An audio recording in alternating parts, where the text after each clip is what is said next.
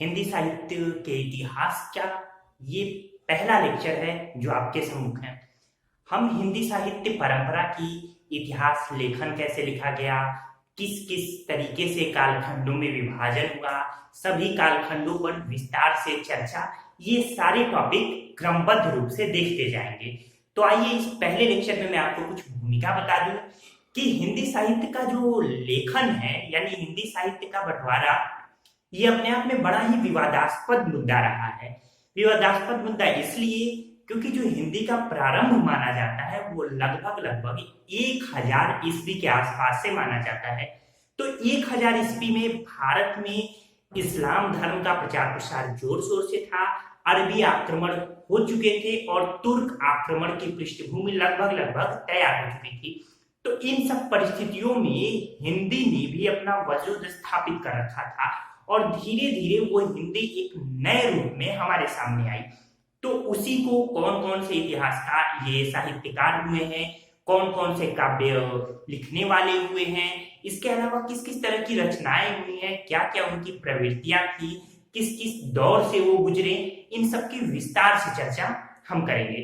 तो आइए, इससे पहले कि मैं ये शुरू करूं, अगर आप दोस्तों हमारे चैनल पे नए हैं तो चैनल को सब्सक्राइब कर दीजिए। अगर आपको ये वीडियो अच्छा लगे तो हमारे इस वीडियो को लाइक करना ना भूलिएगा। तो आइए हम आगे देखते हैं। यहाँ पे हिंदी साहित्य के इतिहास लेखन का सर्वप्रथम प्रयास किसने किया था? बड़ा ही महत्वपूर्ण क्वेश्चन। देखिए, विशेषकर आपकी नेट की परीक्षाओं में हिंदी से अब आप नेट देंगे, बड़ा ही महत्वपूर्ण ये टॉपिक है। इसके अलावा आपके टीजीटी, पीजीटी, टेट वगैरह में भी इस टॉपिक से प्रश्न पूछे जाते हैं। इसके अलावा आपके जो भी रेलवे हुए, लेखपाल हुए या अन्य परीक्षाएं जहां भी हिंदी पूछी जाती है, इस टॉपिक से प्रश्न आते हैं। तो बहुत सबसे महत्वपूर्ण पॉइंट है कि हिंदी साहित्य के इतिहास लेखन का प्रथम प्रयास किसने किया था? तो गारसा द तासी, ये फ्रेंच विद्वान थे, गारसा द तासी। तो ये प्रश्न याद रखिएगा, फिर दोहरा दूं, हिंदी साहित्य के इतिहास लेखन का प्रथम प्रयास गारसा द तासी। इसके बाद है कि गारसा द तासी ने जो पुस्तक लिखी थी, उस पुस्तक का नाम क्या था? तो उस पुस्तक का नाम था इस्तवार द ला लिटरेट्यूर एंदुई एंदुस्तानी। फिर देख लीजिए, इस्तवार द ला लिटरेट्यूर एंदुई एंदुस्तानी, ये फ्रेंच भाषा में है। जो कि इसमें इन्होंने, गारसा द तासी ने 738 भारतीय कवियों का उल्लेख किया है, जिसमें 72 तो हिंदी भाषी हैं यानी हिंदी साहित्य से संबंध रखते हैं, बाकी उर्दू साहित्य से संबंध रखते हैं। तो इस तरीके से इसमें जो प्रयुक्त है एंदुई, एंदुई हिंदवी के लिए प्रयुक्त है यानी हिंदी भाषा से ली गई है, और हिंदुस्तानी जो है ये हिंदुस्तानी यानी उर्दू से ली गई है। तो इस तरीके से इस पुस्तक का अनुवाद करने का श्रेय किसे जाता है? डॉक्टर लक्ष्मी सागर वार्ष्णेय। याद रहेगा, प्रश्न ये भी पूछा जाता है। तो इस पुस्तक को अनुवाद करने का श्रेय, गारसा द तासी की पुस्तक को अनुदित करने का श्रेय डॉक्टर लक्ष्मी सागर वार्ष्णेय को जाता है, जिन्होंने हिंदुई साहित्य के इतिहास नामक से इसका अनुवाद किया और 1952 में इसका प्रकाशन हुआ। तो इस तरीके से अगला है कि मैं पहले जो भूमिका है महत्वपूर्ण और जो प्रश्न पूछे जाते हैं उन पर पहले मैं चर्चा करूंगा, फिर मैं पूरे कॉन्सेप्ट को आपके साथ शेयर करूंगा। तो हिंदी भाषा में लिखा प्रथम ग्रंथ भाषा काव्य संग्रह, किसने इसे लिखा है? श्री महेश दत्त शुक्ल जी ने लिखा है। 1873 में नवल किशोर प्रेस लखनऊ से इसका प्रकाशन हुआ था। अगला है कि हिंदी भाषा में दूसरा महत्वपूर्ण ग्रंथ कौन सा है? तो शिव सिंह सरोज है। इसके जो रचयिता है ये है शिव सिंह सेंगर, जो कि 1883 में इस ग्रंथ का प्रकाशन हुआ था। इसमें इन्होंने 838 कवियों का उल्लेख किया है। इसके बाद नाम आता है, ये बड़ा ही महत्वपूर्ण पॉइंट है कि सच्चे अर्थों में हिंदी इतिहास का पहला ऐतिहासिक ग्रंथ या हिंदी साहित्य का पहला इतिहास ग्रंथ कौन सा है? तो अगर पूछे सच्चे अर्थों में हिंदी साहित्य का पहला इतिहास ग्रंथ, तो आप कहेंगे the modern vernacular literature of Hindustan. George Grierson ने इसे लिखा था। नाम याद रखिएगा, जॉर्ज ग्रियर्सन, क्योंकि जॉर्ज ग्रियर्सन नाम अभी मैं पूरी डिटेल में चर्चा करूंगा।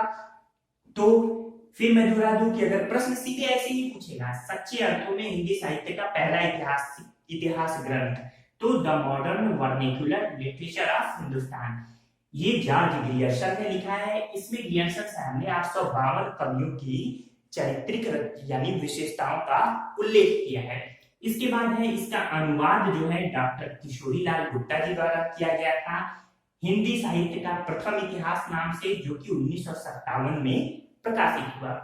फिर देख लेते हैं 1888 में Asiatic Society of Bengal, Asiatic Society of Bengal की स्थापना कहाँ हुई थी? बंगाल में हुई थी। तो कि पत्रिका के विशेषांक के रूप में हिंदी साहित्य के जिस ग्रंथ का प्रकाशन हुआ उसका क्या नाम था? तो यही the modern vernacular literature of Hindustan. तो ये प्रश्न याद रखिएगा। हिंदी साहित्य यानी हिंदी साहित्य इतिहास लेखन की परंपरा के प्रवर्तन का श्रेय, तो इसे याद रखिएगा, गार्सा दत्तासी को जाता है। नाम से फैमिलियर होइए, अगर आप बिल्कुल नए हैं तो जैसे यहाँ देखिए गार्सा दत्तासी मैंने बताया।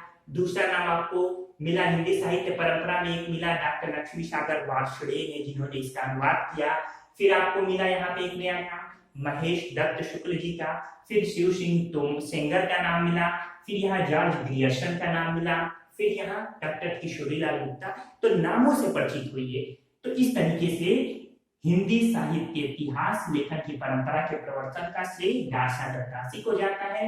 अगला इतिहास लेखन की विधेयवादी पद्धति के आविष्कारकर्ता, तो ये पश्चिमी विचारक रहे जिनका नाम है तेन, आचार्य रामचंद्र शुक्ल जी तेन के विचारों से बहुत प्रभावित थे।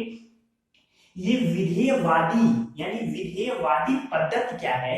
तो इसमें जाति परंपराओं और राष्ट्रीय सामाजिक वातावरण का विश्लेषण किया जाता है, यानी इस आधार पर जाति परंपराओं और राष्ट्रीय सामाजिक वातावरण के विश्लेषण के आधार पर हिंदी साहित्य का विभाजन करने का श्रेय किसे जाता है? तो तेन को जाता है। यही जो है विधेयवादी पद्धति के नाम से जानी जाती है। इसके बाद इतिहास लेखन व विश्लेषण के प्रति प्रारंभिक भारतीय दृष्टिकोण कैसा रहा? तो भारतीय दृष्टिकोण शुरू से ही नैतिकवादी आदर्शवादी है और अध्यात्म में विश्वास करता है, तो आदर्श मूलक और आध्यात्मिक दृष्टिकोण रहा। एक और देख लीजिए, तेन के विचारों का खंडन किसने किया था? यानी हिंदी साहित्य परंपरा को जाति परंपरा व साहित्यिक सामाजिक वातावरण के विश्लेषण के आधार पर मानने से इनकार किया था हडसन साहब ने। तो इस तरीके से ये कुछ भूमिका रही जहां से प्रश्न पूछे जाते हैं। मैं यहाँ आपको बता दूं कि गार्सा दत्तासी द्वारा जो पुस्तक प्रकाशित हुई थी, इस्तवार दलाल लिटरेचर इंदुई हिंदुस्तानी, ये 2 खंडों में प्रकाशित हुई। पहला खंड 1839 में प्रकाशित हुआ और दूसरा 1847 में प्रकाशित हुआ। लेकिन पुनः 1847 में जो इसका दूसरा खंड प्रकाशित हुआ था, पुनः इसका 3 खंडों में बंटवारा हुआ, जिसे 1871 में प्रकाशित किया गया। याद रहेगा, प्रश्न पूछता है कि गार्सा दत्तासी की पुस्तक का पहले 2 खंड कब प्रकाशित हुए थे? तो 1839 और 1847 में। तो इस तरीके से ये एक भूमिका रही जिसे मैंने आपके सामने रखी। नामों से आप परिचित हुए और आपकी परीक्षाओं में बार-बार जो प्रश्न पूछे जाते हैं वो यहाँ से आपको मिलेंगे। आइए अब इसके बाद से मैं आपको बताता हूँ कि जो काल निर्धारण किया गया हिंदी साहित्य का किस आधार पे किया गया और कौन कौन लोग इसमें प्रमुख भूमिका के रूप में रहे। तो सबसे पहले नाम आता है भक्तमाल, कविमाल, गार्सा दत्तासी और शिव सिंह सेंगर का। तो इन चारों लोगों ने प्रारंभिक हिंदी साहित्य के विभाजन की कोशिश की, लेकिन काल विभाजन का इसमें अभाव पाया गया। ये कवियों के काल विभाजन का समय नहीं दे सके। तो इस तरीके से इनके जो हिंदी साहित्य विभाजन था, इसका खंडन किया गया। इसके बाद से नाम आता है जॉर्ज ग्रियर्सन का। George Grierson Asiatic Society, Bengal के एशियाटिक सोसाइटी के सदस्य भी थे। इन्होंने 11 काल खंडों में हिंदी साहित्य को बांटा है।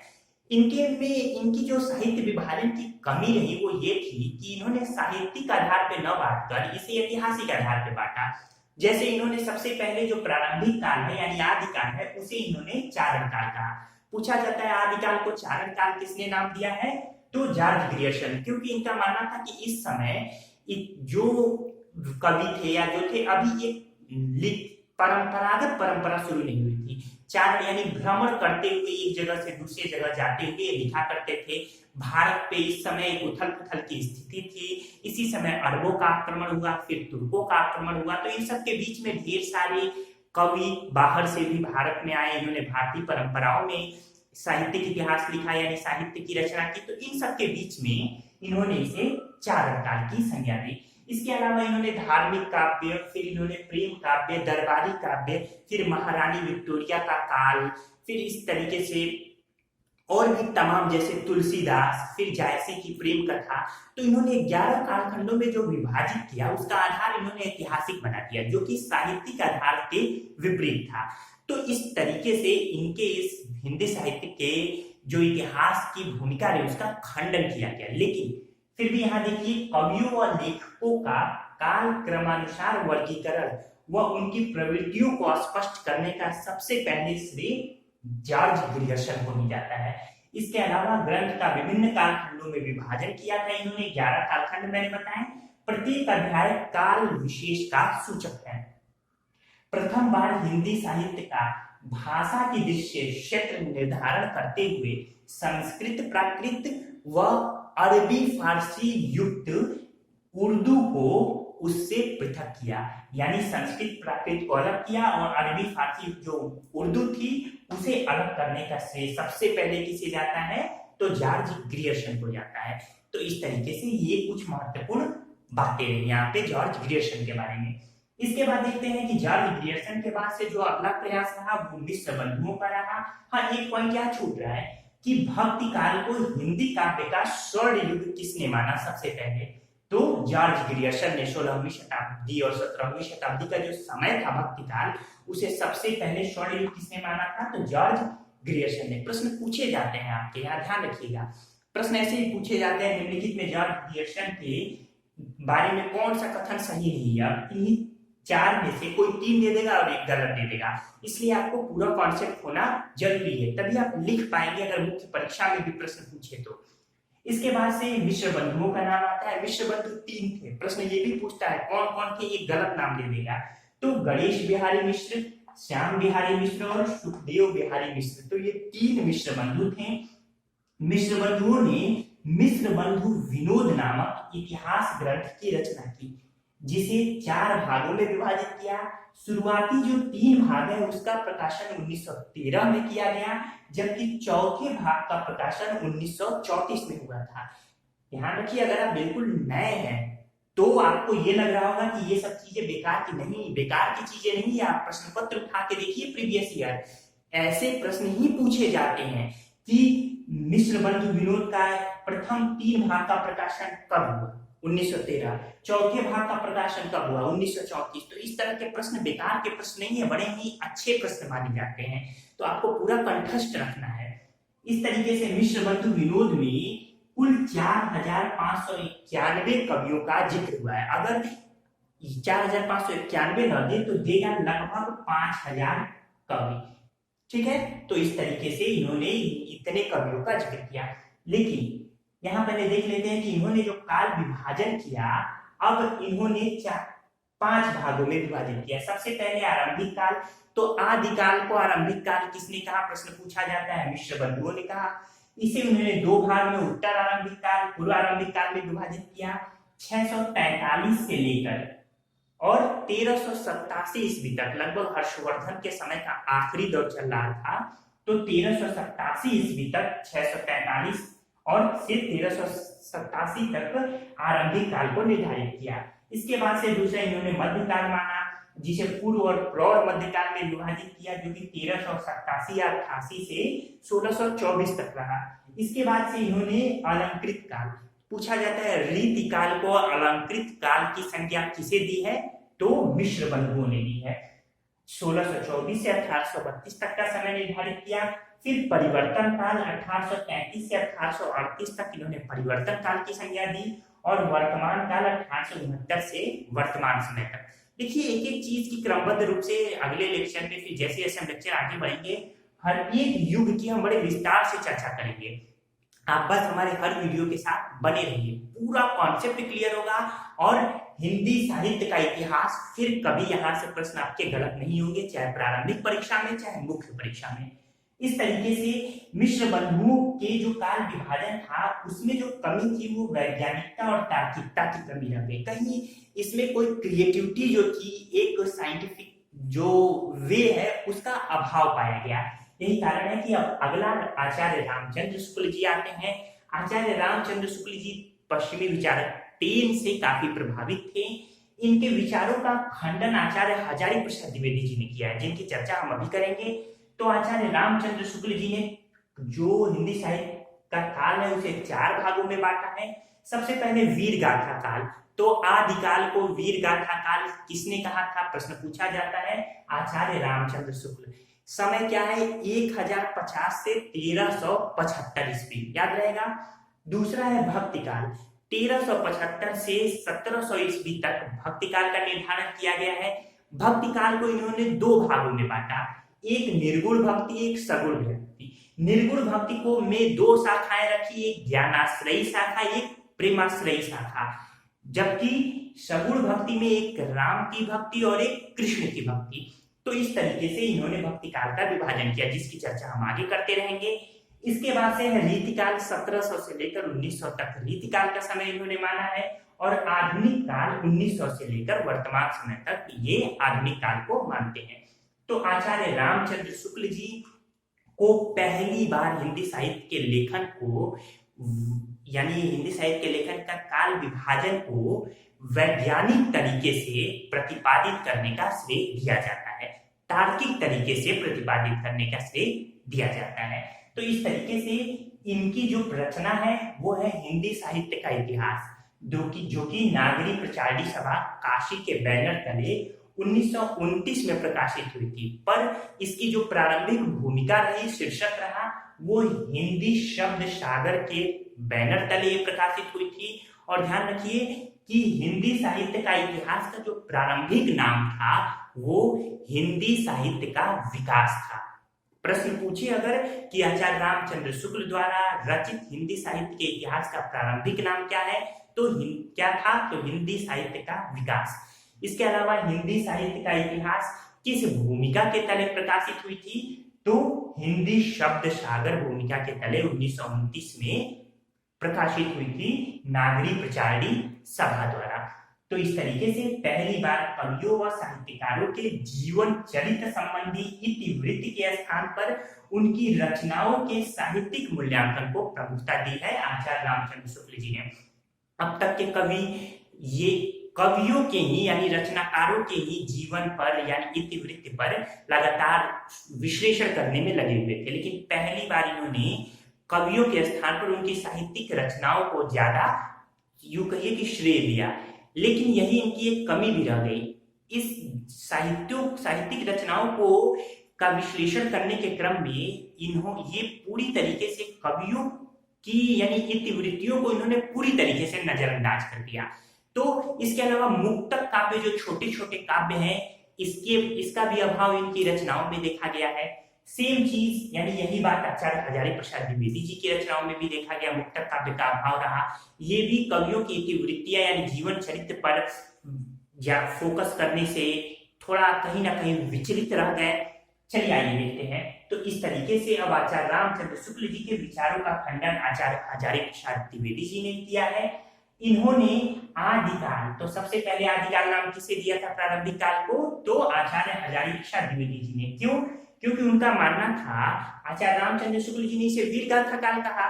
क्यों? क्योंकि उस समय लगातार जो इस्लामिक थे वो भारत में आ रहे थे, तुर्कों का आक्रमण हो रहा था, भारत में राजपूताना शासन चल रहा था। इसके अलावा भारत अन्य छोटे छोटे राजाओं वाले खंडों में बटा हुआ था। तो जो कवि थे वो बड़े ही उत्तेजित करने वाली रचनाएं किया करते थे, ताकि एक वीरता की भावना लोगों के मन में प्रगाढ़ होती रहे और वो जो बाहर आक्रमणकारी बाहर से आ रहे थे उनसे युद्ध के लिए वो लगातार तत्पर रहे। यही कारण है कि आचार्य रामचंद्र शुक्ल जी ने इसे वीर गाथा काल कहा। पर हजारी प्रसाद द्विवेदी जी ने इसका खंडन करते हुए कहा कि उस समय के 2 जो कवि हैं, एक थे विद्यापति, एक खुसरो, जो 2 महान कवि थे, ये दोनों ही वीर गाथा से संबंध नहीं रखते, इसलिए इसे वीर गाथा काल कहना उचित नहीं है। तो इन्होंने इसे आदिकाल कहा, जिसका समय निर्धारण 1000 से 1400 ईस्वी तक निर्धारित किया। इसके बाद है पूर्व मध्यकाल 1400 से 1700 ईस्वी, फिर उत्तर मध्यकाल 1700 से 1900 ईस्वी, इसके बाद आधुनिक काल 1900 से लेकर अब तक इन्होंने आधुनिक काल का निर्धारण किया है। तो इस तरीके से ये 4 खंडों में आचार्य हजारी प्रसाद द्विवेदी जी ने हिंदी साहित्य के कालखंड का निर्धारण किया और आचार्य रामचंद्र शुक्ल जी के विचारों का खंडन किया है। इसके बाद से देखिए कि इनकी 3 रचनाएं प्रकाशित हुई। कौन कौन सी इनकी 3 रचनाएं हैं, तीनों नाम याद रखिए, कब प्रकाशित हुआ ये भी याद रखिए, प्रश्न पूछे जाते हैं। पहला है हिंदी साहित्य की भूमिका, 1940 में प्रकाशित हुई। फिर हिंदी साहित्य उद्भव व विकास, 1952 में प्रकाशित हुई। और तीसरा है हिंदी साहित्य का आदिकाल, ये भी 1952 में प्रकाशित हुआ। तो इस तरीके से इनकी ये तीनों रचनाएं याद रखिए। प्रश्न में 4 रचनाएं देगा कि इनका आचार्य हजारी प्रसाद द्विवेदी जी की कौन सी रचना नहीं है। तो 4 रचनाओं में 3 ये याद रहेंगी आपको, एक जो गलत होगा वो आप सही कर लेंगे। इस तरीके से ये पूरी भूमिका हिंदी साहित्य के इतिहास की मैंने बताई, आप स्क्रीनशॉट ले सकते हैं। तो इस तरीके से यहाँ पे मैं 2 और बातें आपको बता दूं। एक महत्वपूर्ण है कि स्केच ऑफ हिंदी लिटरेचर की रचना किसने की थी, तो 1917 में एडविन ग्रिप्स ने की थी। फिर दूसरा जो स्केच ऑफ हिंदी लिटरेचर, जबकि आदिकाल को बीज वपन काल किसने कहा था सर्वप्रथम, तो महावीर प्रसाद द्विवेदी जी ने कहा था। इस तरीके से राम कुमार वर्मा और भी तमाम इतिहासकार हमारे सामने आएंगे, इन्होंने हिंदी साहित्य का आलोचनात्मक इतिहास लिखा है। तो इस तरीके से ढेर सारी बातें अभी बाकी हैं, ये तो एक भूमिका समझ लीजिए इसे आज के लेक्चर की। तो हम धीरे धीरे आगे बढ़ते रहेंगे। मुझे पूरी उम्मीद है कि आपको आज का लेक्चर पसंद आया होगा। अगर आपको ये लेक्चर पसंद आए तो कमेंट के माध्यम द्वारा हमें सूची जरूर करें। ठीक है दोस्तों, आपका पूरा वीडियो देखने के लिए बहुत बहुत धन्यवाद।